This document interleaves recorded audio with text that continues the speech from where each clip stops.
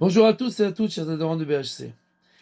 Akadosh Baruch Hu, avant de libérer le peuple juif d'Égypte, il dit à Moshe, je t'en supplie, va dire au peuple de demander de l'argent et de l'or de leurs voisins égyptiens.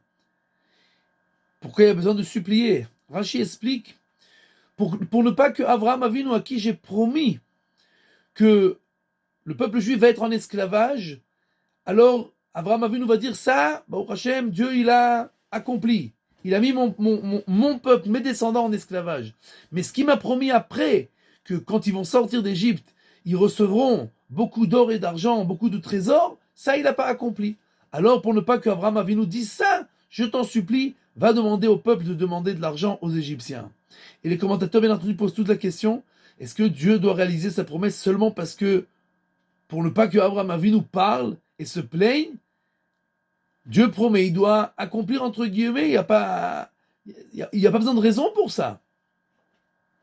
Le Maguid nous donne une parabole à ça. Il y avait une fois deux pays qui se faisaient la guerre du matin au soir, beaucoup de morts, beaucoup de blessés. C'était très compliqué cette histoire qui ne terminait pas. Un jour, ils ont décidé de faire quelque chose de plus intelligent. Ils vont prendre chacun un guerrier, ils vont faire un genre de ravin au milieu, un genre de trou, et sur un grand terrain, et les deux guerriers vont se faire la guerre l'un à l'autre, et celui qui arrive à faire tomber l'adversaire dans le trou, alors tout l'autre peuple sera asservi. Un des peuples, un des pays amène un mec énorme, grand, costaud, il pèse 1 tonne, et l'autre pays amène un adversaire qui est aussi très fort, mais beaucoup plus petit, beaucoup plus maigre. La bataille entre eux commence, le grand attrape le petit, le met sur les épaules et commence à courir.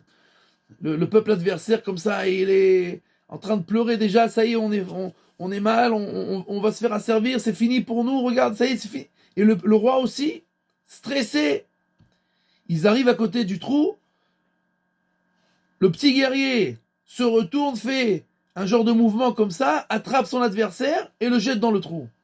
On fait une grande fête et le roi demande à son guerrier, mais tu m'as fait tellement peur, pourquoi t'as attendu d'arriver jusqu'au trou? Il dit, écoute, t'as vu combien il pèse? Pourquoi tu veux que je me casse le dos à le porter jusqu'au trou? J'ai attendu qu'il me porte. Quand je suis arrivé, je l'ai jeté. De la même manière, Dieu a dit, demande au peuple de prendre de l'argent un peu, parce que en fait, l'essentiel du trésor qu'ils vont recevoir, c'est quand ils vont arriver à la mer Rouge. Dans les chars des Égyptiens, il y avait énormément d'argent, beaucoup plus que ce que les Juifs ont demandé aux Égyptiens quand ils sont sortis d'Égypte. Et Dieu dit, moi je veux pas qu'ils se fatiguent. Donc je vais demander aux Égyptiens, entre guillemets, de prendre tout leur trésor jusqu'à la mer Rouge. Comme ça sera plus simple pour les Juifs. Et pour ne pas que Abraham dise que à la sortie exactement d'Égypte, ils n'ont pas reçu, alors je t'en prie, va demander. Moi, je vais réaliser ma promesse, mais ça sera en beaucoup plus grand quand ils arriveront à la mer Rouge.